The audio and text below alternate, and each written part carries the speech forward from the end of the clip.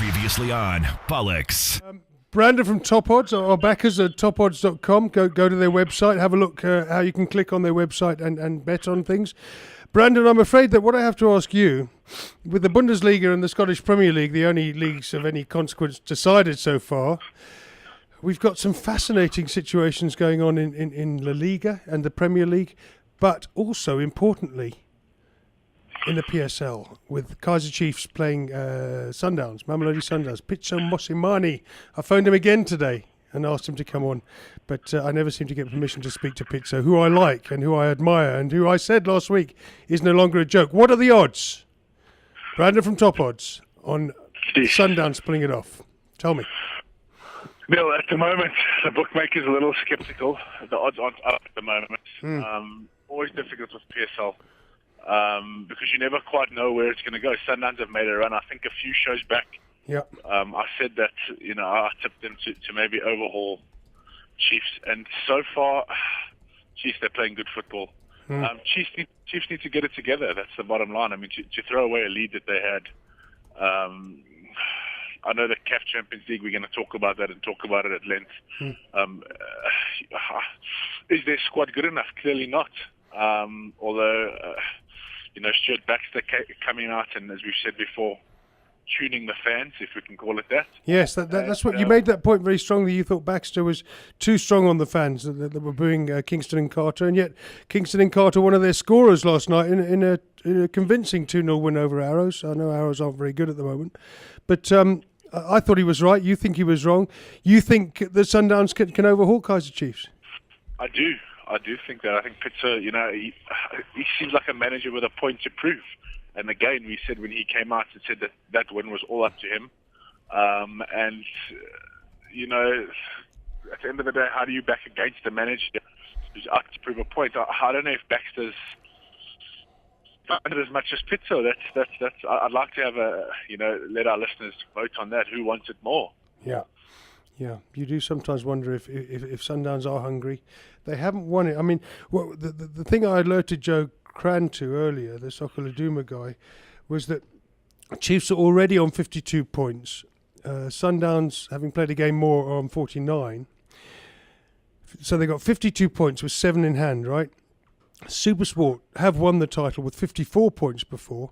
The most ever winning the title in the 30-game format is 63. So really, they only need 11 points, Chiefs, from their last 7 games. There's that way of looking at it. Yeah, that's definitely a way of looking at it. Especially with the amount of draws that happen in the PSL. I'm sure if you looked at a running total, the PSL, that's the least number of points, even at 63, that'll win any league in the world. They do share a lot of points. And if I was Kaiser Chiefs, of the next 7 games, I think it's 7 games left, eh? Yeah. 7 games left for Chiefs, 6 for Sundowns. I would say that they need to win at least 5 of them to lift this title. Yeah. They need 5, you reckon? Yeah, I would say 5. Yeah, okay. Kaiser Chiefs need 5 more points. That would take to 57, which is the average that it's taken to win the PSL. No, not 5 more points. I think they need to win 5 of the next 7 games. Oh, okay. I think Sundowns will just keep going. But the point about that is that would take them to 67 points, which would be a record by 4 points for any side since 2003. And that's what interests me, looking at this, at the history of it. Sometimes you get clouded by the present day and you have to look at the history of it. And I just wonder if we're in for a record-breaking points haul this season, because there's been slightly less draws. SuperSport last year, I think, broke the record, didn't they? 17 or 18, wasn't it, out of 30? And there's been a little bit less than normal this season because, Baxter tends to get a result out of nothing, a 1-0 with the set play. Sundowns are scoring the most goals in the PSL at the moment. Maybe the two of them can get to record points hauls this year, over 63 points in a 30-game season. You think about it, surely we can't sit as pundits and say that 5 more points from 7 games will win you the title. I mean, surely, you need to at least win 60-75% of the games in hand to win it, especially, when a side like Sundowns is breathing down your neck. Yeah, no, you're right. All right, mate. Listen, so If you say Sundowns can overhaul Chiefs, what about in England where you've got Manchester City coming up, playing the early game against Southampton at the weekend, and then you've got Liverpool and Arsenal playing on Sunday. How's it looking for you in England? I've just got a sneaky feeling for Liverpool. I really, really do. I don't know if you watched the Chelsea game last night. I did, yeah. If Fernando Torres gets injured, he's not much of a striker anyway, but if he gets injured, I mean, Chelsea really have nobody up front. I mean, Schürrle was absolutely horrible last night playing up front. Yeah. And they're lacking in that department. I think if they had signed Wayne Rooney at the beginning of the season, the league would have been over already. But you just feel that Chelsea's squad are under a little bit of pressure. No striker, playing in the Champions League. They've got to come back now against PSG, who are 3-1, in front. And it's a massive amount to go. You can't think that Mourinho is going to just discount the Champions League now and turn his attention to the league. So I think I have to favour Liverpool, reason being that they're not involved in anything else. I mean, Arsenal's still in the FA Cup. We count them out. City have to win their games in hand. For some reason, I just think this could be Merseyside, a Merseyside title this year. I just think that Liverpool can do it. Well, it's been an awful long time. They've never won the Premier League. They haven't won the title since 90. Premier League's been going since 92 in its new format. Liverpool have never been there. This is the closest they've ever been. In fact, this is the first time they've been top, at this point. For a long, long time. I mean, both the Mole and I were making the point to Comfort earlier, who's a Man City fan, that we have both backed, even when Arsenal was 7 points clear, we were backing Man City to overhaul them and win the title. Do you think Man City can come through and do it?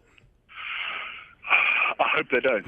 I think it'll just be a breath of fresh air in this Premier League if Liverpool had to come and win this title. And I believe, and the reason I say this is because I believe that the league rests on two more fixtures, and that's Chelsea at Anfield and Man City at Anfield. Yes, I saw that. If Liverpool can get a point from each of those and win the rest of the fixtures, then they're champions. So they get a victory against one of them. It's going to be so exciting and so good to watch. I hope they do it. The four big ones, Brandon: Man City, Southampton, the early game on Saturday; Chelsea, Stoke, the late game on Saturday. And then on Sunday you've got Liverpool and Arsenal. So, is there any game there that you'd pick out as a good one to bet on from tokodds.com? You know what, Neil? This late in the season, I'd rather stay away from football, and I like to focus our attention just a little on cricket. And the reason I say that is because, as we know, South Africa performed miracles against England to be in the semi-final. West Indies performed miracles to be where they are.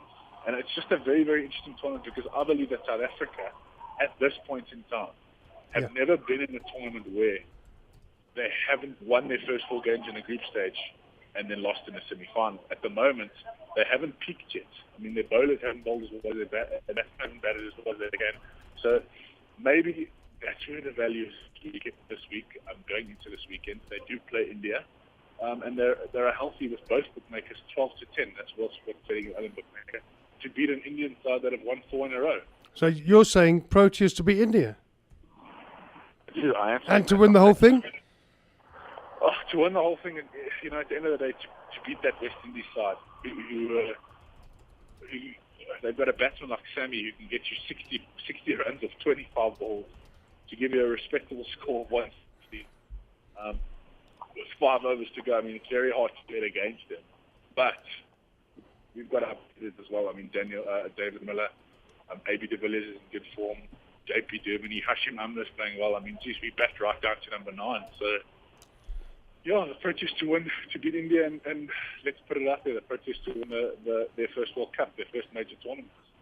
Well, that would be staggering. I look at their side. I think, obviously, that if Jay Dernbach, another South African, hadn't bowled the 18th over against South Africa for England, I think, and given AB de Villiers 26 runs at a time when it was vital, I think that South Africa would have been lucky to get to the semi-finals. They finished second in their group. They weren't particularly impressive against Holland. They were beaten by Sri Lanka. And yet, what you say is absolutely right. We've now got a scuffler's chance in the semi-finals against a very good India side. My opinion on these tournaments is you have to peak, and you have to peak at the right time. I think it's with most tournaments, most sports events in the world. Usually South Africa goes through their group unbeaten. They tip tournament favourite and they choke. This time around, they haven't played well enough. They shouldn't be where they are. Let's agree on that, like you say. They shouldn't be where they are. They are where they are, with no pressure on them. I mean, at the end of the day, they should have lost to Holland by the shouting. I can't believe England got to 193 chasing 196. It's still the two highest scores of the tournament. I got the England side were a little bit stiff. I mean, you had a duck with Lewis, working against him in the first fixture against the side of New Zealand that's tumbled, chasing 120. So, it's been an up and down tournament. And the really nice of it is because they haven't peaked. India won 4 games in a row. They've got to lose sometime. And I think Friday might be the day. Okay, Brandon, listen, you're breaking up a bit. Your line seems to be breaking a bit. I do need a £500 charity bet. Thumper Pigeon on Twitter, Leon Peters has asked us to put another £500 for Wings of Change, our Balls charity, on a World Cup winner. He informs me that we've already got bets on Uruguay, even though Uruguay's FA quit en masse this week. We made that bet some time ago. We've got a bet on Brazil. We've got a bet on Germany. We've got a bet on Holland. So who would you pick now as your fifth World Cup bet? Well, I mean, you got to put a little bit of money on England, surely. What? Never. I'm joking. I just wanted to get it right. Neil, at the end of the day, did you say we might not Argentina yet? So Argentina, did you say?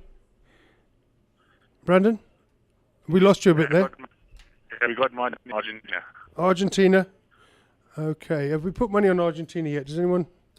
I don't think we have. Okay, put your phone on Argentina to win the World Cup. You got to back Argentina. You can't leave them out. Best player in the world, Lionel Messi. Yeah. Maria, who's absolutely outstanding for Madrid at the moment. It's going to be a good tournament. Brandon, you're breaking up there. Do you mind moving to your left? Move to your left. Take a step to the It's right. always the left.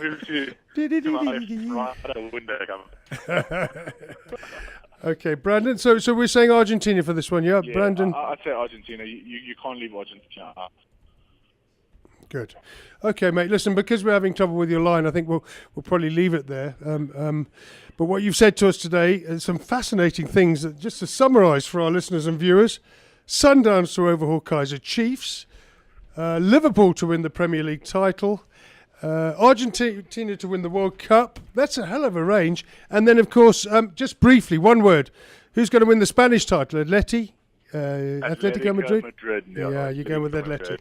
Liverpool and Atletico Madrid in the same season. If you took the double at the beginning, I don't think both can play. Blimey, mate. Okay, and Atletico and Champions League as well, did you say? Champions League. Yeah. Who's going to win the Champions League? Champions League, you have to like Real Madrid. After that performance last night, you have to like them. Yeah, no, I do as well. I think Real Madrid probably. All right, mate. Listen, sorry about the crackling line. I don't know if that's your fault or our fault or if it's that bloke out there on the N1.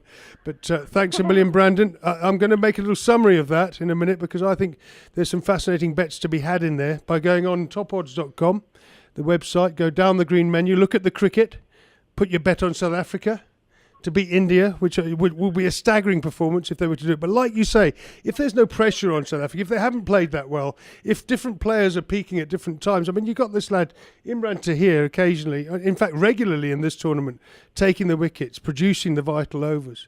You've got Parnell starting to do stuff. You've got Duminy. You've got AB. And Faf when he's not banned for bowling slow over rates. But it's all there. And there's, none of the looming kind of favourites tag. And, Dale Steyn isn't the only one that can do it, although obviously that day against New Zealand remains one of the great memories of T20 cricket. That's what you think about it, Neil. At the end of the day, we're not expected to win, and that's when we'll win. Okay, listen, Leon Petz is saying we already did Argentina. I thought so. Oh, did we? Yeah, listen, mate. So what about your side, Colombia? Colombia. 25-1. You can't leave them out either. Falcao. Yeah. Although Falcao may be injured, but then they get that lad from Sevilla, I think he is. He's their number 2, the guy that scored the winner against Real Madrid, wasn't it? Anyway, but yeah, no, I've always liked Colombia. Let's pop them in, okay? We'll pop Colombia in the hat because no European side has ever won the World Cup in Latin America. So Colombia's also worth a bet. We'll have a look at that, and at some stage we'll put together before the World Cup. Aren't we going to do a program every day during the World Cup, guys? Or there's some kind of balls program most days during the World Cup. And then we've lost Brandon. I thought we'd eventually lose him. But listen, guys, we've already bet on Argentina. So Colombia is the big bet for the World Cup. And just to summarise, did you hear some of those things? Liverpool. So I'm just going to tap this out as I'm doing it. So LFC for Premier League. Masandawana, Sundowns for PSL. What did he say? Atleti? Yeah. Atleti for La Liga. And Real Madrid for the Champions League. That's it. That is Brandon from Top Odds, our backers. TopOdds.com. Have a look there. Have a little click on some of those bets that you can see there. It's very hairy this time of the season. I love the cricket. I love the idea of South Africa no longer under pressure, no longer the favourites. Everyone thinks they're going to lose to India. Get on them. That's what Brandon from Top Odds says. Balls.co.za. Visual Radio.